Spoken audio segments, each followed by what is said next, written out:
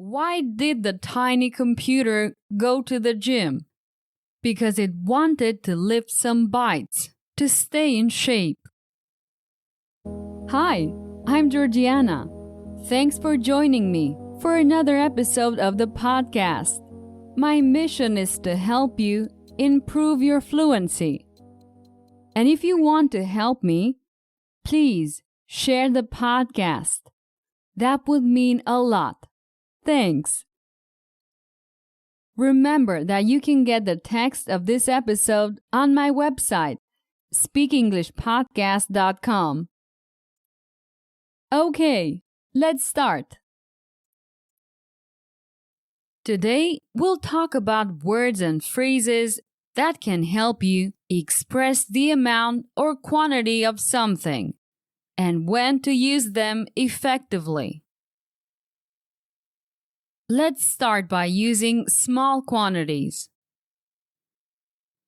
If you only have a little bit of something, you might say a few or some. A few means 3 to 5 of something, while some are a bit more vague and can mean any small amount. For example, if you're discussing job opportunities, you might say, I've applied for a few positions, but I haven't heard back from any of them. If you're talking about your progress in learning English, you could say, even though I've been learning English for quite some time, I still face difficulties in speaking fluently. When you have a bit more of something, but not a lot, you could say several. Several usually means more than 3, but less than 10. For example, if you're talking about books you bought from a bookstore, you could say, she bought several books from the store, including a mystery novel and a travel guide. Or maybe you need a handful or a bunch of something. A handful represents the amount that can be held in your hand, while a bunch refers to a group of things that are tied or held together. For example, if you're at the beach collecting shells, you could say, I picked up a handful of shells at the beach. If you're asking for a snack from a bag of chips, you might say, can you pass me the bag? I just want a small bunch. Okay, let's continue. If you have a collection of items, you could say a group or a cluster. A group typically refers to a small number of things, while a cluster denotes a small group of things that are close together. For example, if you're discussing a meeting you attend with indecisive people, you could say, I attended a meeting with a group of people who struggled to make decisions, but we couldn't come to an agreement on what to discuss. If you're describing a group of students gathered around a teacher, you might say, a cluster of students gathered around the teacher to ask questions, eager to learn and understand the lesson better. Okay, let's continue. When you need to make a quantity of something all at once, like cookies or bread, you can use the term a batch. This word is particularly useful when following a recipe that calls for a specific measurement or amounts. For example, you might say, I tried baking a batch of cookies, but they turned out so bad Even the neighbor's cat refused to eat them. Great! That's it for the first part of today's episode. Next week, we'll explore more ways to discuss large amounts. And now, let's continue with a mini story. I will tell a story by asking simple questions. I use this technique extensively in my premium courses, as it is highly effective. First, I say a phrase with information. Next, I ask some questions. After each question, there is a pause. It's your turn to answer. After each pause, I will give a correct answer. That's how I build a story. And if you want to improve your fluency much faster, check out my premium courses at speakenglishpodcast.com/courses. There are several levels. Okay, let's start. Sarah's pastry shop had a few local customers. Some came in once a week, and several were new to her shop. Did Sarah's pastry shop have any customers?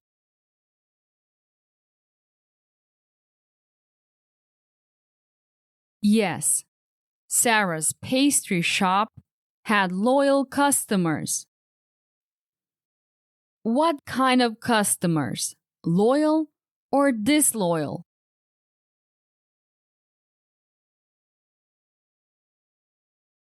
Loyal. Sarah's pastry shop had a few loyal customers. How often did some of the loyal customers visit the shop? Once a year?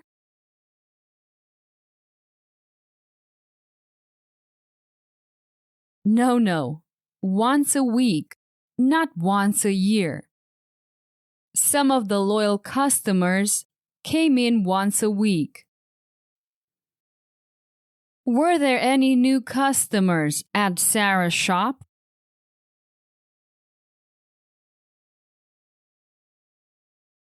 Yes, several customers were new to her shop. What type of shop did Sarah own? A hardware shop?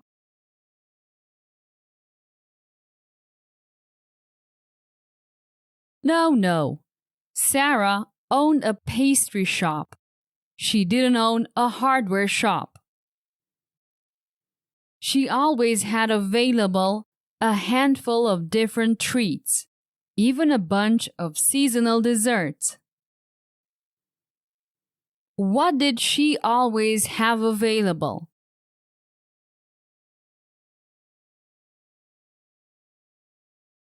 A handful of different treats. She always had a handful of different treats available. Did she offer any seasonal desserts?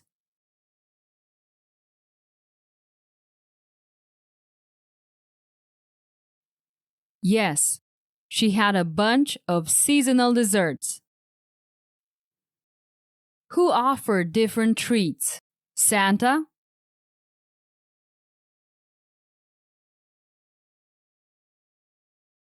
No, not Santa. Sarah. She offered a handful of different treats. In the mornings, Sarah started baking a batch of croissants, a group of scones, a cluster of Danish pastries, and a bunch of macarons. Did Sarah start baking in the evenings?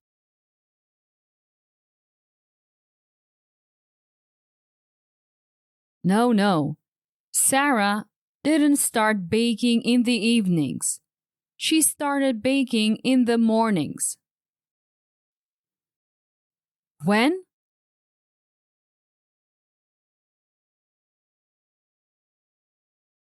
In the mornings. Sarah started baking in the mornings. What did Sarah start doing in the mornings? Did she start making pizza?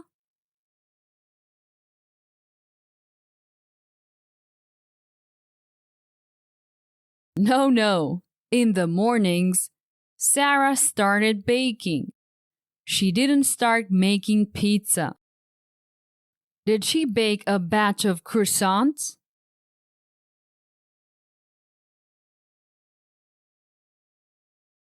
Yes, she baked a batch of croissants. Did she also bake a group of scones, a cluster of Danish pastries, and a bunch of macarons?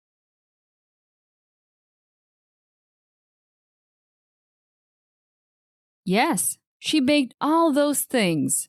Sarah is a very hard-working baker. Many customers came in to try her famous chocolate cupcakes. Numerous others left with several treats. What were many customers interested in trying?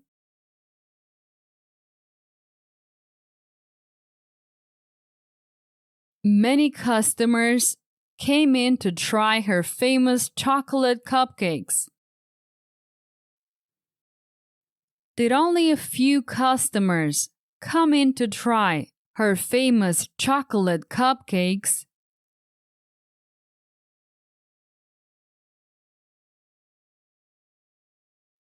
No. Not only a few customers. Many customers came to try her chocolate cupcakes. Who was famous? Sarah?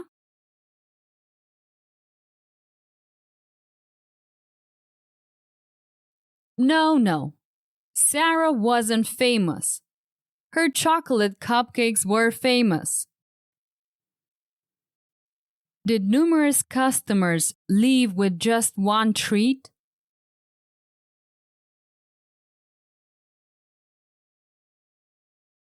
No. Numerous customers left with several treats. And although countless people raved about her pastries, nobody knew that Sarah was in fact a robot pastry chef. Did countless people hate her pastries?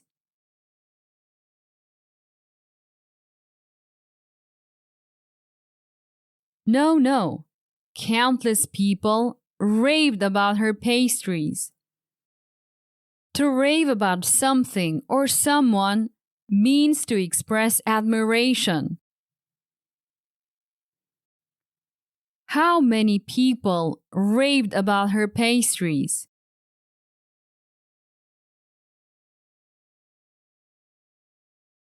Countless. Countless people raved about her pastries. Did Sarah have a problem?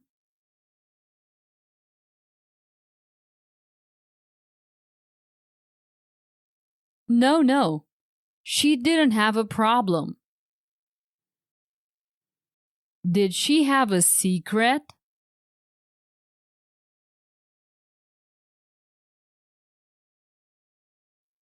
Yes, she had a big secret. What was the secret about Sarah that nobody knew?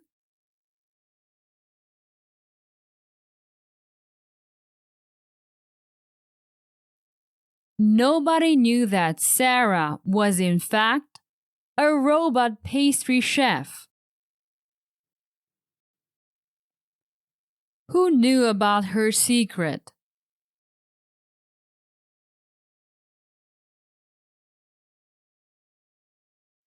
Nobody. Nobody knew about her secret. No one knew she was in fact a robot. Well, this is the end of this short exercise.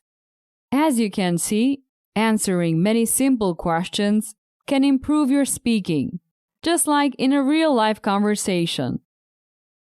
This is one of the powerful techniques I use extensively in my premium courses. These are complete programs designed to improve your fluency dramatically. The courses contain hundreds of hours of questions and answers and point-of-view lessons. Imagine a podcast episode multiplied by 100. So if you are serious about learning English, I recommend my premium courses. Visit speakenglishpodcast.com/courses. That's all for today. I'll be back next week. Bye-bye. Did you enjoy today's episode? Get the transcript now at